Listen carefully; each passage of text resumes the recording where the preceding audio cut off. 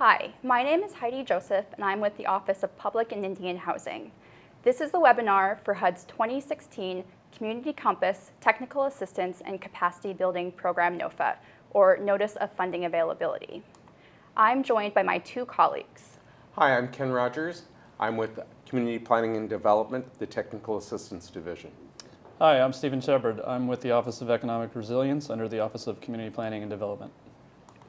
During today's webinar, we're going to go over the following topics: an overview of Community Compass, funding and awards, key changes from 2015, an overview of the rating factors, and application submission requirements. A few important notes. We assume that you've already read the NOFA before watching this webinar. Therefore, the webinar is really just an overview.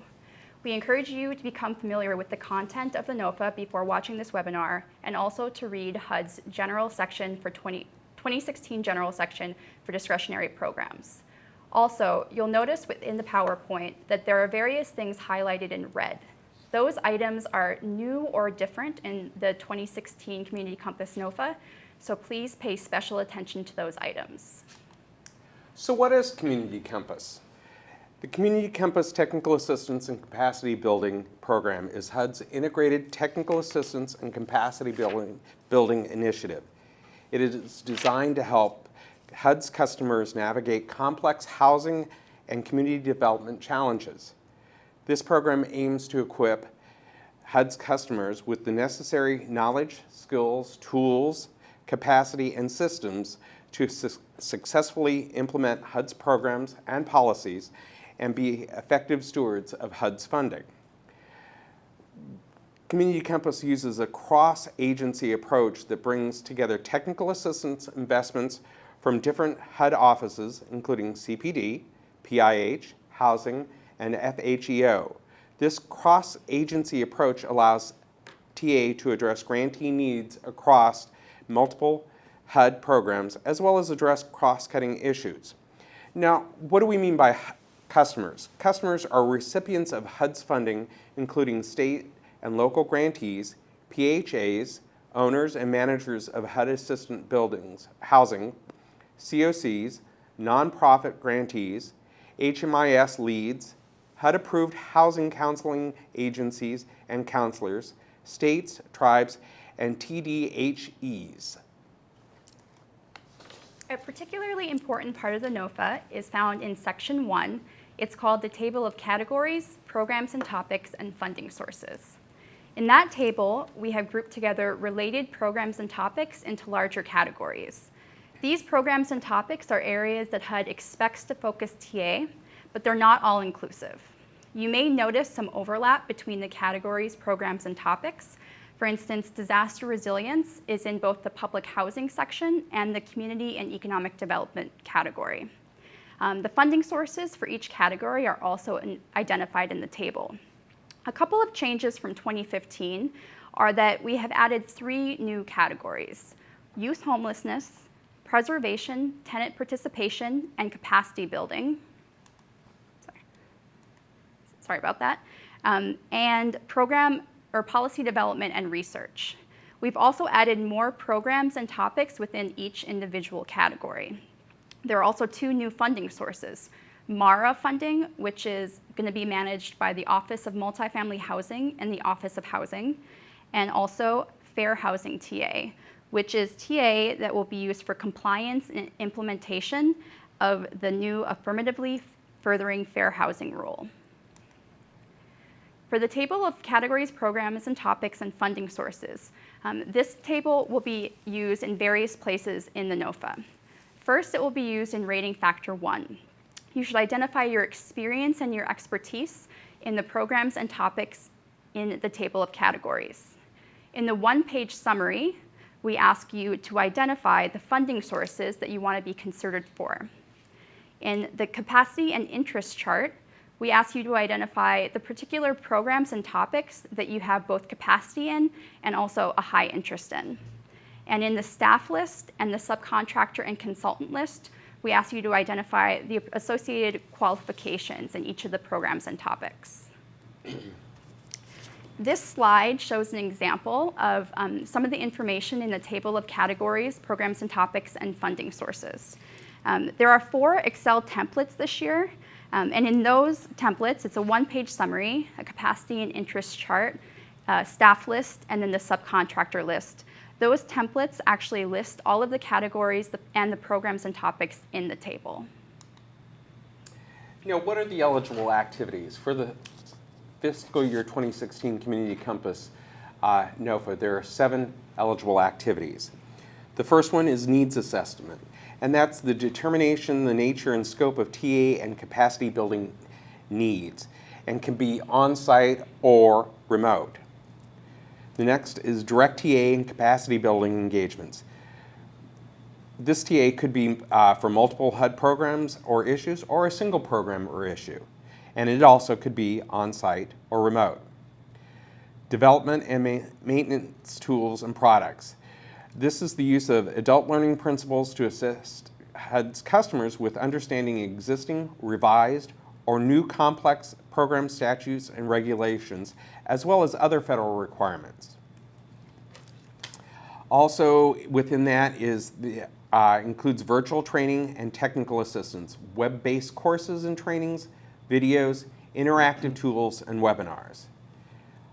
And the creation of templates, desk guides, toolkits, and curricula.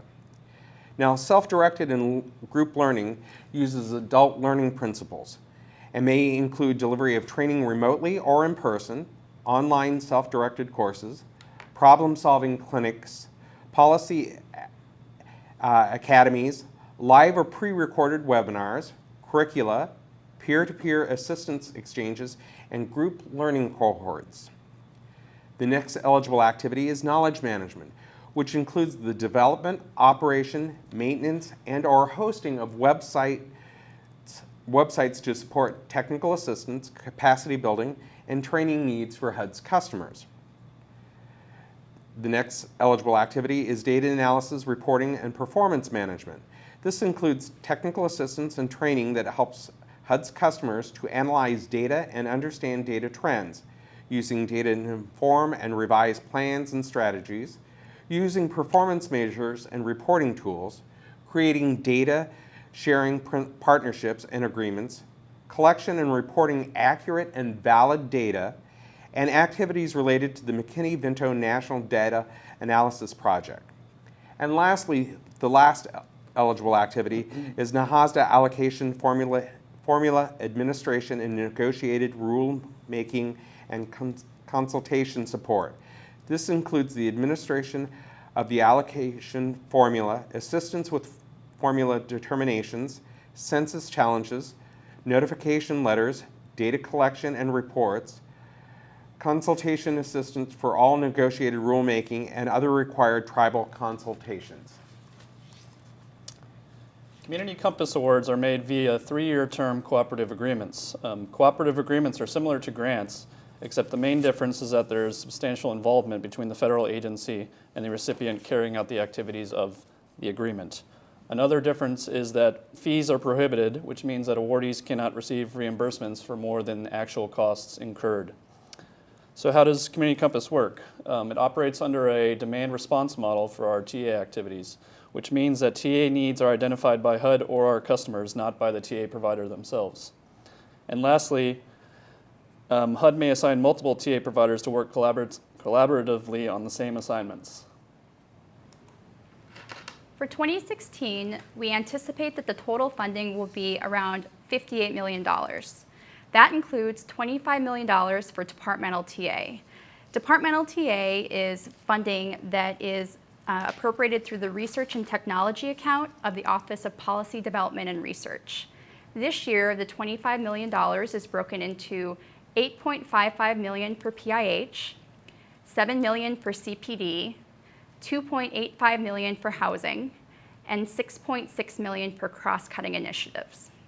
There is $10 million for McKinney-Vento TA, $7 million for McKinney-Vento National Data Analysis Project TA, up to $5 million for youth homelessness, which is a new category, $3 million for MARA, which is also a new category, $2 million for public housing administrative Receivership and Recovery TA, $5.5 million for NAHASDA TA, and within that $5.5 million, 3.5 is reserved for national or regional organizations representing Native American housing interests. Of that, $2 million is for a national organization as authorized under Section 703 of NAHASDA. And then there's $2 million open to all other eligible applicants. Finally, there's $500,000 for Fair Housing TA, which is TA to support the implementation of the Affirmatively Furthering Fair Housing Act. HUD expects to make approximately 20 awards, but this figure may change based on total funding available. We estimate the minimum award to be at least $250,000, or the maximum award to be no more than $20 million. HUD expects to make approximately 20 awards in FY 2016. The minimum award will be no less than $250,000, and the maximum award will be no more than $20 million. For the key changes from fiscal year 2015, the table of categories, programs, and topics and funding sources, as I mentioned before, has 3 new categories: youth homelessness, preservation, tenant participation, and capacity building, and policy development and research. Also, there are many more programs and topics within each category. There are also two new funding sources, MARA TA and Fair Housing TA. The facsimile requirement, or the HUD Form 96011, has been removed, and we are requiring additional information in the one-page summary. Specifically, we're asking that you identify the entity or entities that you addressed in Rating Factor 2.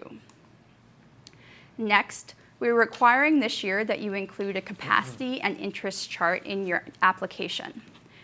There are 4 Excel templates that will be available on grants.gov.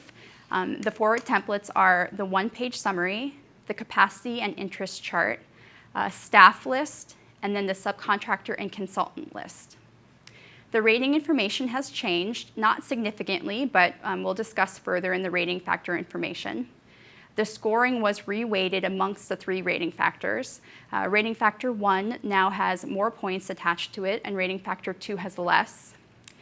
The code of conduct, it must be on file with HUD, and Stephen will explain that a little bit more. And also we have a new threshold requirement. As Heidi stated, applicants are required to develop and maintain a written code of conduct. Please check the website listed on this slide and in the Community Compass NOFA to see if your organization's code of conduct is on file with HUD. If you need to update your code of conduct or your code of conduct is not on file with HUD, the applicant must include its code of conduct with its NOFA application as an attachment labeled clearly Code of Conduct. As far as threshold requirements go, we have one key new requirement, and that is that you must submit a narrative response to each of the 3 rating factors. If you submit a narrative response to only rating factors 1 and 2, we will not review your application and you will not be eligible to receive an award. Like last year, another threshold requirement is that you must be an eligible applicant, and you also cannot have your organization and or your staff listed as subcontractors or consultants on another application. If you do not pass any of these threshold requirements, we will not review your application and you will not be eligible to receive an award. Now, to the rating factors. How are we going to assess your application? There are 3 rating factors. Factor 1, capacity of the applicant. Rating factor 2, soundness of approach. And rating factor 3, achieving results. Within each of those factors, there are sub-factors. Under factor 1, capacity of the applicant, there is a total of 55 points, which is an increase from last year. Part A of factor 1 is experience and expertise in TA programs and topics. That's 21 points. Past performance is the second part of factor 1. And within that is broken down into more sub-factors, you might say. Past performance, 21 points, and under that, eligible activities is 3 points. Recent TA engagements is 9 points. Letters of reference, 4 points. And new, part D, is performance evaluations, which is 5 points. Those performance evaluations will be a request for information from past federal employees that you've worked with. And lastly, C, award management is 13 points.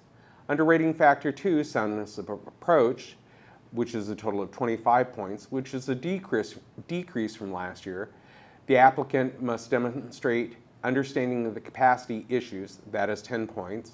TA approach that the applicant describes to address the capacity issues is 12 points.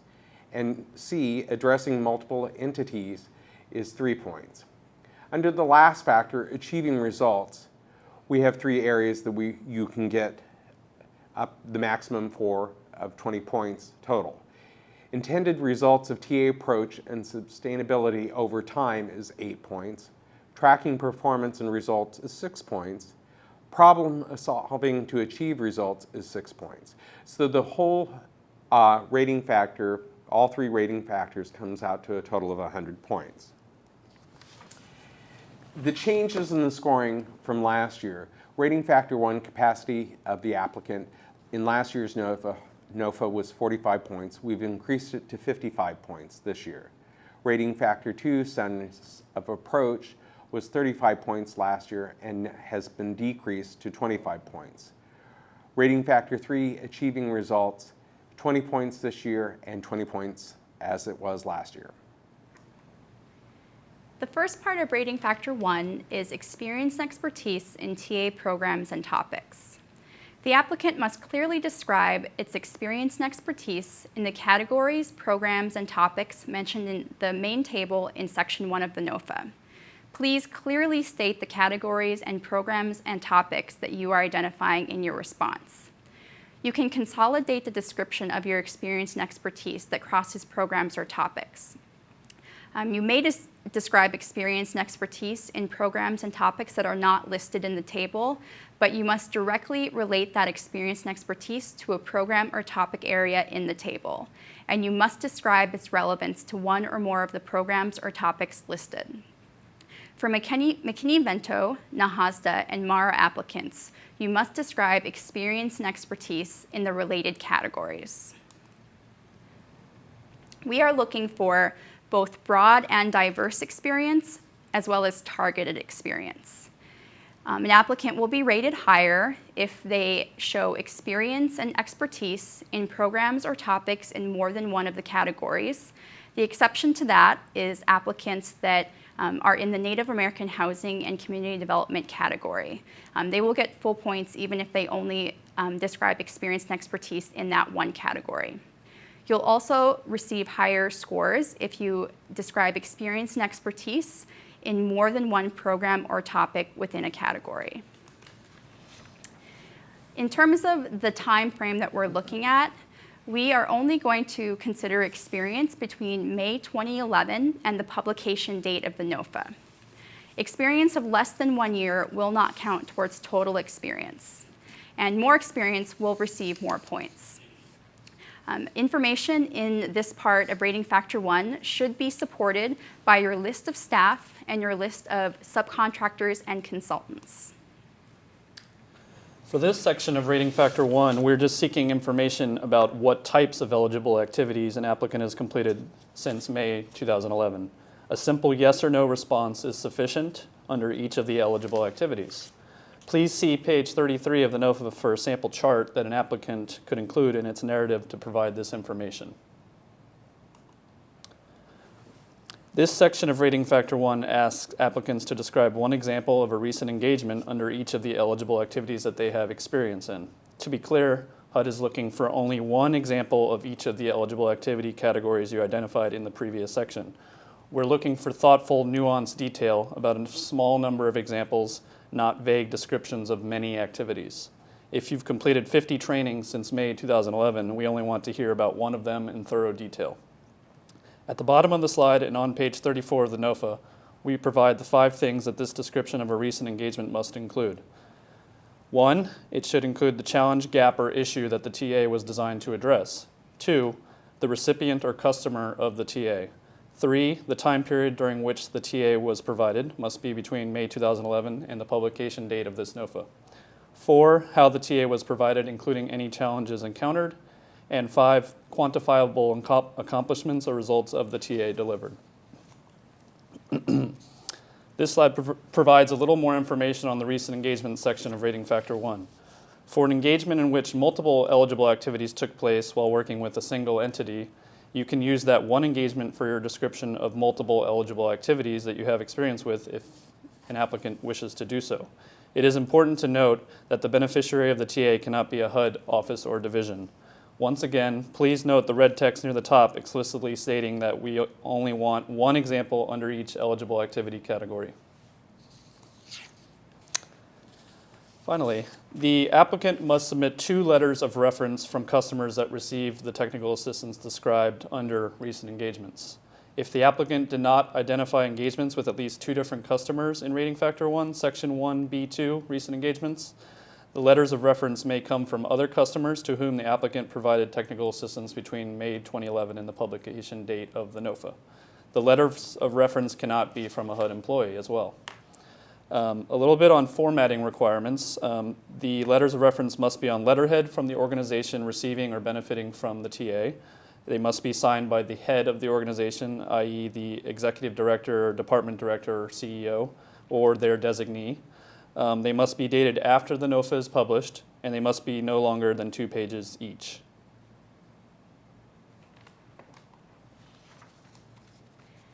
The final section of the past performance subfactor is performance evaluation.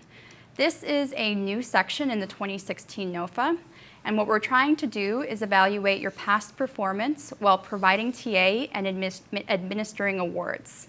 We are seeking feedback from federal and non-federal employees who you have worked with between May 2011 and the publication date of the NOFA.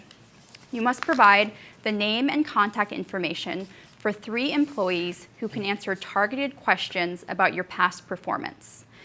These can be GTMs, GTRs, POTACs, field office staff, or employees in other similar positions.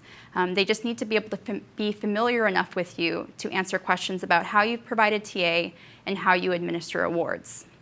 If you have had an active HUD award since May 2011, at least one of the individuals must be from a HUD field or area office. If you haven't had any active federal awards since May 2011, you can provide the name and contact information for 3 individuals from entities from whom you have received a non-federal award since May 2011. At least one of those individuals must be someone who is a direct supervisor of the execution of the award. Once we receive your applications, we will send a standardized questionnaire to each of the individuals that you have identified in your application. Also, when available, we will consider significant findings on oversight and performance reviews conducted by HUD staff, HUD's Inspector General, or other non-HUD auditing agencies when it's available for your organization. Rating Factor 1 again, Part C, Award Management, which is worth 13 points. Under subfactor I, required qualifications and experience of key personnel responsible for financial management of the award, management of assignments, work plans, and reporting to HUD, and compliance with federal and HUD requirements. The next section, contingency and backup procedures.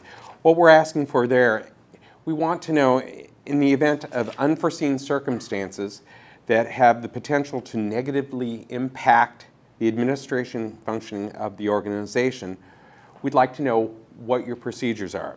For instance, if the main TA project manager leaves unexpectedly, what procedures do you have in place to ensure that the delivery of TA to HUD grantee will not be negatively impacted?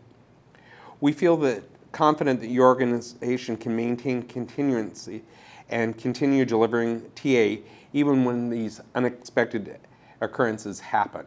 We want to know what your procedures are. Lastly, the step-by-step internal processes for managing financial awards, responding to assignments, reporting TA outcomes, procuring, managing, overseeing, and paying subcontractors and consultants. Rating factor 2 is soundness of approach. In this rating factor, we are requiring you to provide a response to a fictional community.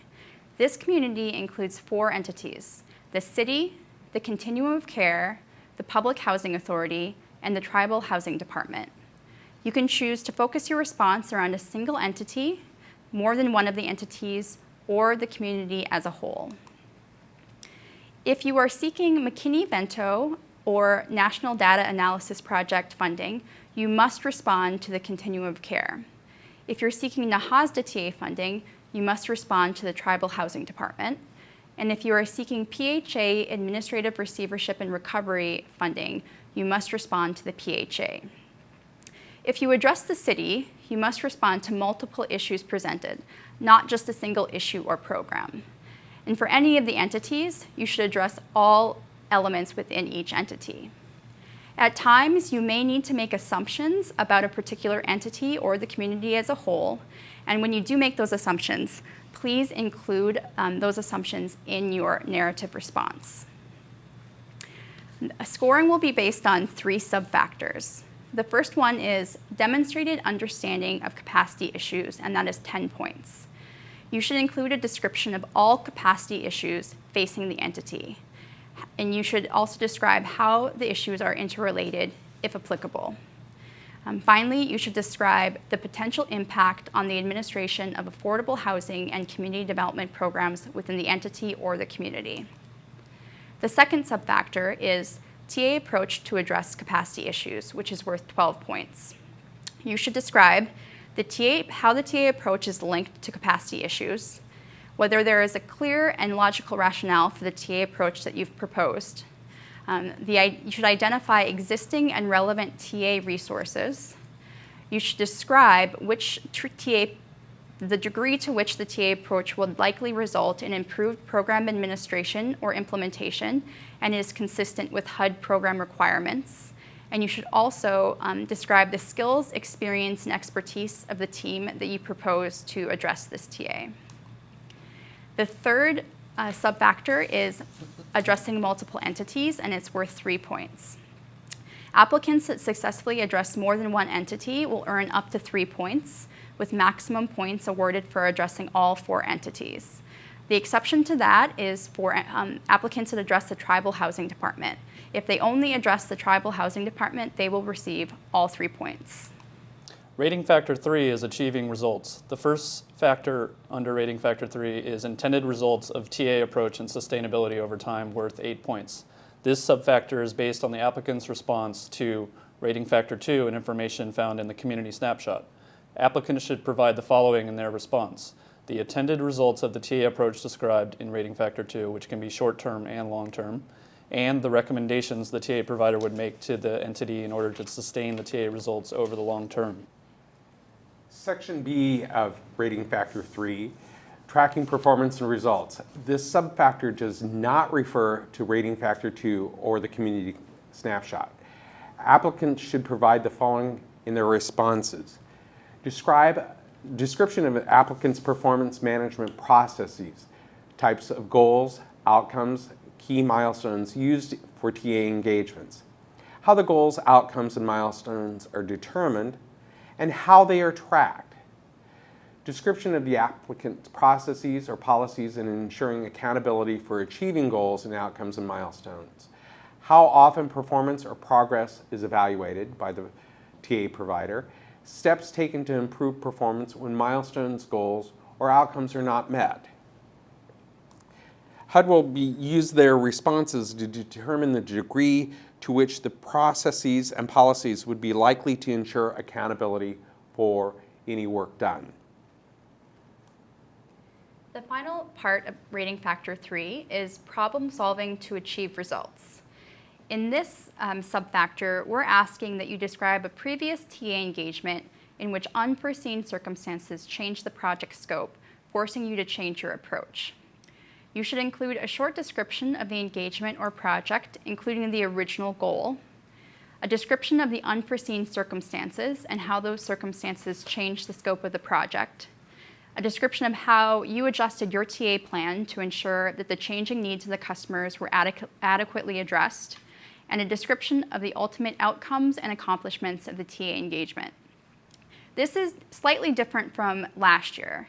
Last year, we asked you to kind of give a theoretical answer to this, and this year we're asking you to talk about a real-life scenario that you found yourself in. So please keep that in mind. This slide talks a little bit about the application deadline and key information for applicants. The application deadline is 60 days from the date of the publication of the NOFA. Applicants should allow sufficient time for acceptance by grants.gov and not wait until the last day to attempt submission should there be any issues. As a reminder, please read the NOFA carefully. And lastly, we expect to announce awards in late September 2016, which may be subject to change. In Section 4B of the NOFA, you will find application submission requirements. A table in that section includes the various forms that you should submit, including the SF-424 and the Disclosure of Lobbying Activities form. All applicants must submit a one-page application summary, which includes 4 pieces of information: the amount of funding that you're requesting, which should be the same as the amount of funding that you identify in Form SF-424, the TA funding sources for which you want to be considered, and you can find those funding sources in the table of categories at the beginning of the NOFA, whether or not you are a disadvantaged business, a small business, or a national or regional organization representing Native American housing interests, and finally, the entity or entities that you addressed in Rating Factor 2. The third requirement is the capacity and interest chart, which is a new requirement this year. You also have to submit a narrative response, and as a reminder, there is a threshold requirement that you submit a narrative response to each of the 3 rating factors.